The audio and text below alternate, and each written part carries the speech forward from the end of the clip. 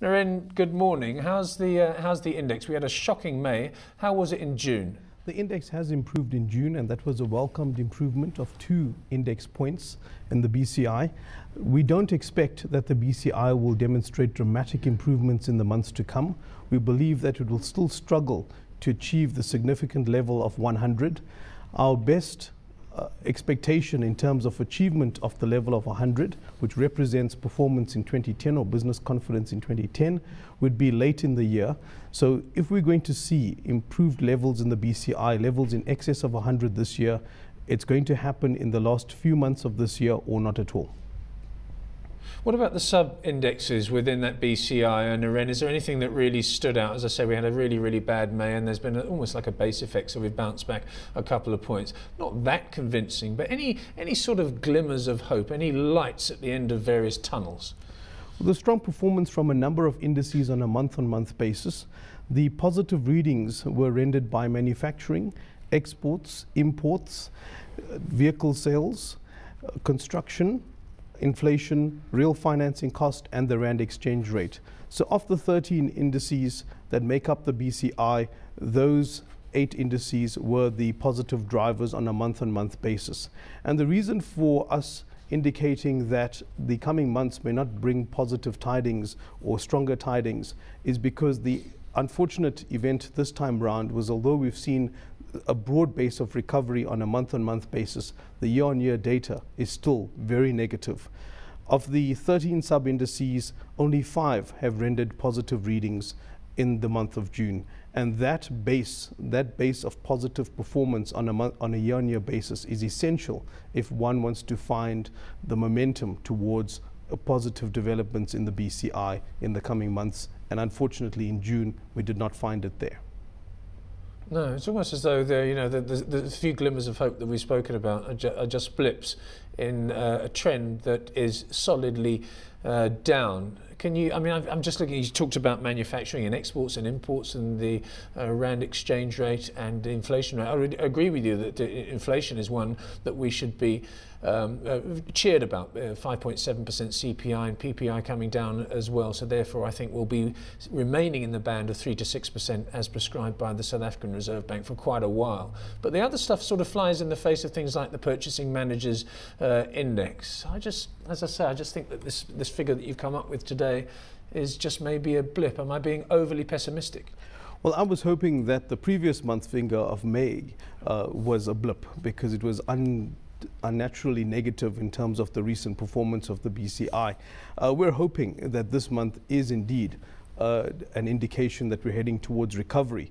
To explain the context of the BCI, if I may, the export and import numbers, although showing marginal improvement, are reflecting on a year-on-year basis, on an annualized basis, the pessimism that exists within the global environment.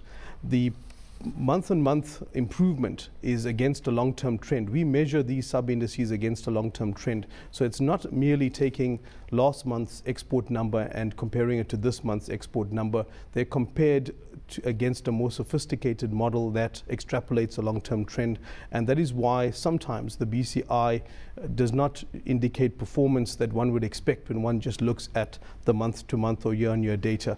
There is a fundamental basis that includes the long-term performance of these 13 sub-indices in its analysis.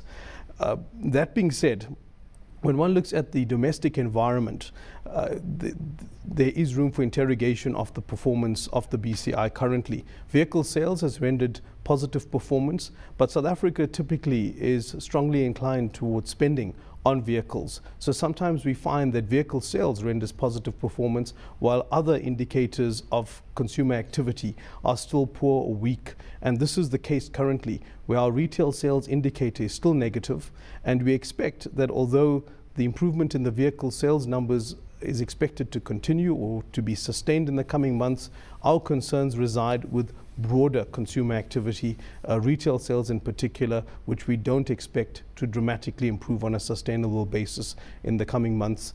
Again, when one looks for optimism, we look to the last few months of this year, but certainly the consumer is not coming to the party on a sustainable basis in our view. Well, hopefully the consumer will get some kind of relief in the next 6 months or so, because all the indications are that the South African Reserve Bank might be inclined to make the next move on South African interest rates to the downside, whereas 6 months ago it was almost a foregone conclusion that it would be to the upside.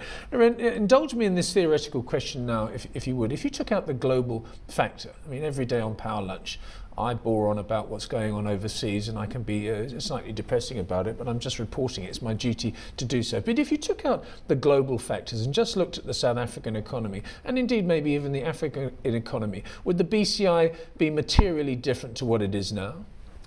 I don't believe it will be materially different. Certain of the indices may not be as negative as they currently are. But I believe that we also have a problem domestically, and that relates to the consumer side of the market. We hope that the Reserve Bank will indulge us in a 50 basis point cut the next time round at the next meeting, but that is unlikely to create a dramatic improvement in economic activity, both on the consumer side or on the business side. That's more likely to contribute towards relief in terms of rising costs that the consumer faces, and one looks at administered prices and tolls and those pressures which are either currently being faced or are building in the pipeline. So I think a 50 basis point cut is not going to dramatically change the levels of economic activity we're experiencing. If we want to drive higher levels of business activity and consumer activity, you need to look at 100 basis points. But I would agree that that is an outside probability at the next meeting. Neren, if you have a look at the political year ahead of us, I mean, you obviously as a business organisation, the South African Chamber of Commerce and Industry, you've got this BCI, which is one thing, you're calling for 100 basis points, so you're hanging your hat on monetary policy. But do you lobby government and say, I mean, apart from this, we should be doing this, this and this, and do they listen to you? We regularly lobby government in various forms. We lobby them through the release of models like the BCI trade survey. We also released a policy radar today, but that's generally for members only. And we do use the policy radar in our bilateral engagements with government to give them an insight into how our members are perceiving the policy environment. If I may delve into the policy radar that was released today for a moment, it looks at a number of factors that business relates to in the policy environment, broadly speaking. And those factors are labor, ICT, crime and security, infrastructure, the environment and conservation, and ease of doing business. So there are 6 factors that we measure. And in today's release of the policy radar, there was a deterioration in all of the factors except for infrastructure. Obviously, the infrastructure projects announced by government and government's continuing attention to those projects are driving some positive sentiment in respect of infrastructure, but on all other factors, the policy radar has deteriorated. So business is not having a pleasant experience in relating to the policy environment.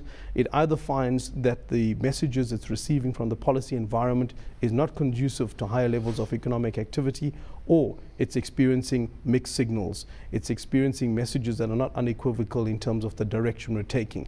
And when the economic outlook is uncertain or volatile or unpredictable, then business looks to the policy environment for assurance. And business is often criticized for not coming to the party where government is contributing substantially to infrastructure and driving employment.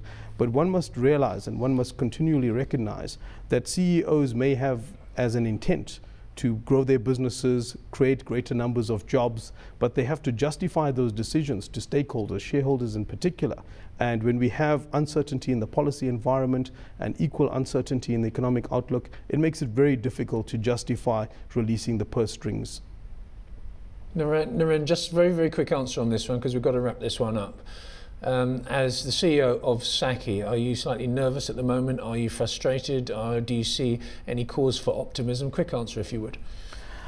Well, I hope that our relationship with government is improving over time. We've been through some bumpy periods, and the more aligned we become, the more likely we are to see a stronger partnership between the private sector and the public sector towards greater levels of economic activity. And the same relationship was also sought with the consumer, but that's more complex and more difficult to realize.